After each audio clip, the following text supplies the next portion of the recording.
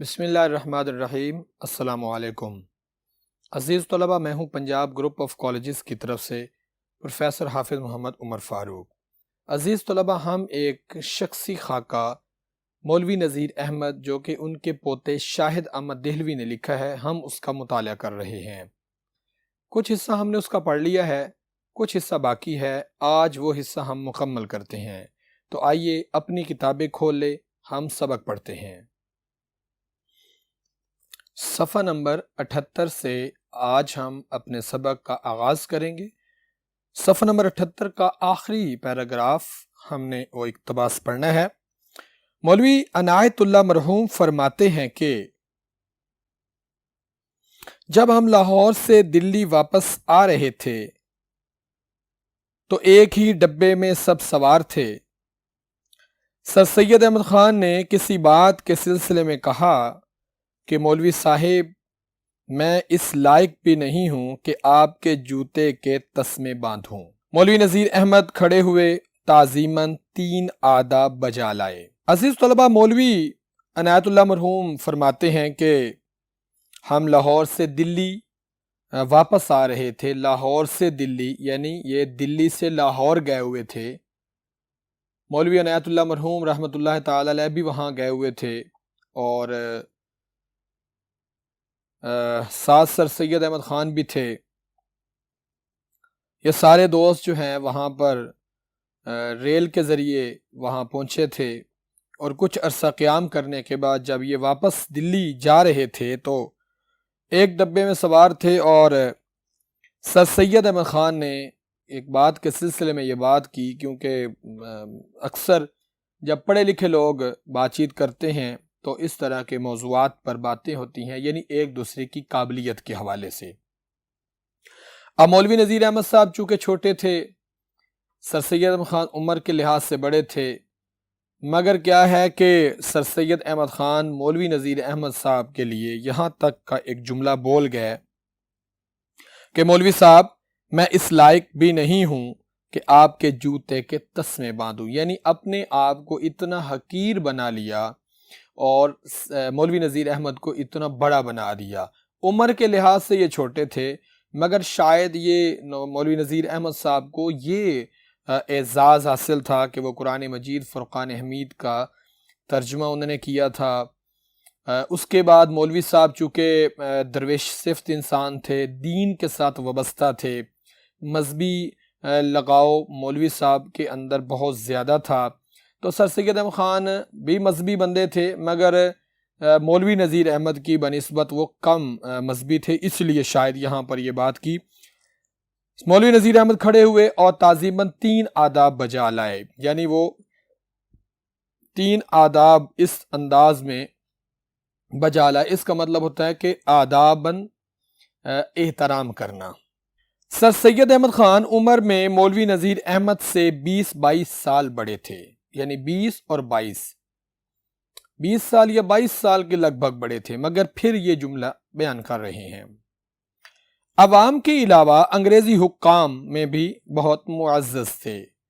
انگریزی حکام یعنی انگریز کے جو حاکمین وقت تھے، ان کے اندر یہ بہت معزز عزت والے تھے، وہ انگریز ان کو عزت کی نگاہ سے دیکھتے تھے۔ یہ وہاں جاتے ضرور تھے، مگر مسلمانوں کی خوشنودی کے لیے، نہ کہ انگریزوں کی خوشنودی کے لیے۔ مولوی نذیر احمد بھی اس کی بڑی عزت کرتے اور دامے درمے قدم سخنے ان کی مدد کرتے۔ دامے درمے قدم سخنے، اس کا مطلب عزیز طلبہ ہوتا ہے جتنا ہو سکے، یعنی پیسے کے لحاظ سے یا جسمانی لحاظ سے، ہر لحاظ سے ان کی مدد کرنا۔ یہاں پر یہ بات کہنا ضروری ہے کہ سر سید احمد خان جو تھے یہ علی گڑھ تحریک کا حصہ تھے۔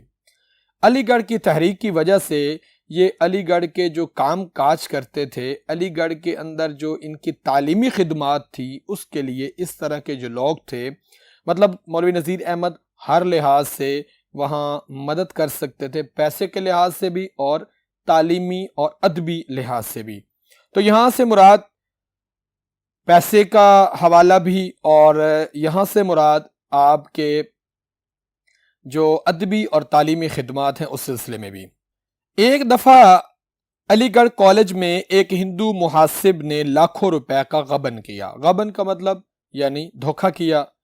ایک ہندو محاسب ایک ہندو اکاؤنٹنٹ تھا، یعنی اکاؤنٹس کا کام کرتا تھا، یعنی فنانس کا کام، پیسے اکٹھے کرتا تھا. اس نے لاکھوں روپے کا غبن کیا، غائب کر دیے، اور کالج جاری رکھنا محال ہو گیا، مشکل ہو گیا. یعنی علی گڑھ کے اوپر اس طرح کا ایک مشکل وقت آیا کہ آپ کا کالج چلانا بہت مشکل ہو گیا. پیسہ نہیں تھا، اور جو لاکھوں روپے ڈونیشن کے حوالے سے اکٹھے تھے وہ سب ختم ہو گئے، چوری ہو چکے تھے. اس خبر کو سن کر مولوی نذیر احمد دلی سے علی گڑھ پہنچے. یعنی آپ فوری طور پر دلی سے علی گڑھ آئے اور آپ کو بہت دکھ ہوا کہ یہ بہت غلط ہوا ہے. ہم بڑی مشکل سے پیسہ اکٹھا کر کے اس تحریک کو کامیاب بنا رہے ہیں، اور اس تحریک کا کامیاب ہونا بہت ضروری ہے کیونکہ مسلمانوں کی تعلیم کا سلسلہ اسی سے وابستہ ہے. تو آپ وہاں پہنچے اور ہر طرح کی ڈھارس بنائی. ڈھارس کا مطلب عزیز طلبہ ہوتا ہے یعنی مدد کی، تسلی دی، حوصلہ دیا. بولے اگر روپے کی ضرورت ہو تو یہ روپیہ اس وقت موجود ہے، لے لو اور بھی دوں گا، اور اگر کسی خدمت کی ضرورت ہو تو میں حاضر ہوں. یعنی اگر تو آپ کو ادبی یا تعلیمی خدمت چاہیے تو ادبی اور تعلیمی خدمت کے لیے بھی میں حاضر ہوں، اور اگر آپ کو پیسہ چاہیے تو پیسے کے حوالے سے بھی میں آپ کے لیے حاضر ہوں. سر سید اس خلوص سے بے حد متاثر ہوئے. سر سید بہت خوش ہوئے. یہ ان کا جو خلوص تھا، آپ نے کہا کہ یہ بہت بڑی بات ہے، آپ نے اخلاص اور محبت سے کام کیا ہے. مولوی نذیر احمد علی گڑھ کے لیے چندہ اگانے کے سلسلے میں بہت کارآمد آدمی تھے. چندہ اگانا مطلب کہ چندہ لینا. مولوی نذیر احمد صاحب چندہ اگانے کے سلسلے میں اس لیے کارآمد تھے کیونکہ مولوی صاحب کو تقریر کرنے کا بہت ڈھنگ تھا. فلاسفر قسم کی اور بڑی خوبصورت انداز میں آپ تقریر کرتے تھے. آپ کی زبان میں خوبصورت مٹھاس، یعنی آپ کی زبان میں مٹھاس اور شرینی کی خاصیت تھی. آپ جب بولتے، آپ جب بات کرتے تو لوگ آپ کی بات کر آمادہ کرتے اور قائل ہو جاتے تھے. اس لیے جہاں تک ممکن ہوتا سر سید انہیں اپنے دوروں میں ساتھ رکھتے. یعنی سر سید جہاں وزٹس کے لیے تشریف لے جاتے، جہاں کسی دورے پر تشریف لے جاتے تو سر سید احمد خان مولوی نذیر احمد کو اپنے ساتھ رکھتے تھے. وہ تقریر کر کے پیسہ اکٹھا کریں اور وہ پیسہ جو ہے وہ علی گڑھ کی تحریک کے لیے کام آ سکے.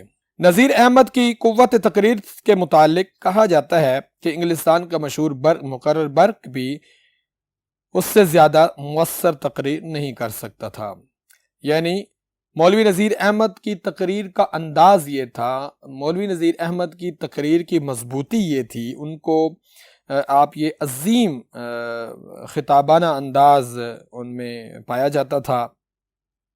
کہتے ہیں کہ مشہور انگلستان کا جو مقرر برق ہے اس سے بھی زیادہ اچھی تقریر آپ کر سکتے تھے، وہ بھی اتنی اچھی تقریر نہیں کر سکتا تھا.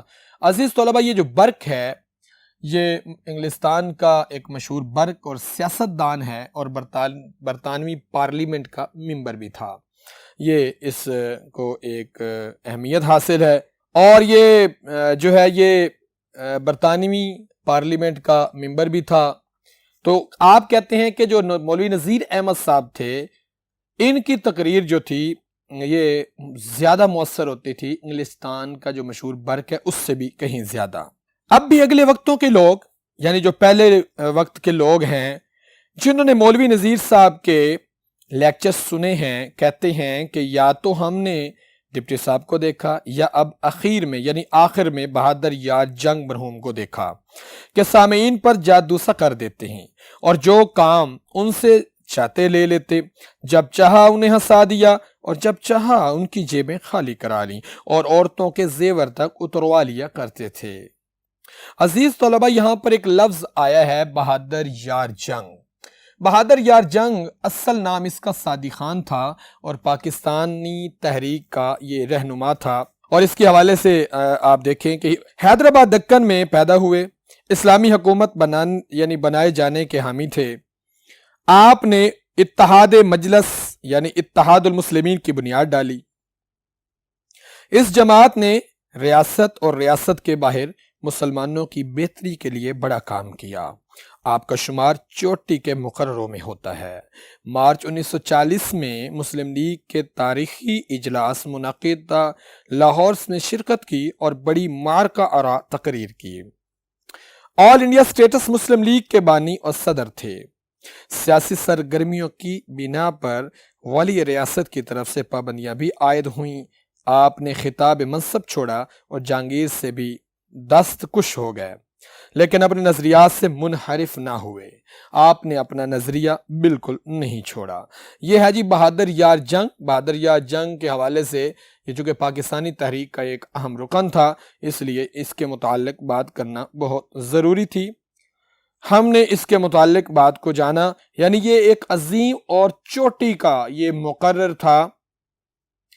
کہتے ہیں جی کہ مولوی نذیر احمد بھی ایک بہت اعلیٰ پائے کے مقرر تھے، اور جب ہم نے آخر میں دیکھا تو بہادر یار جنگ کو دیکھا۔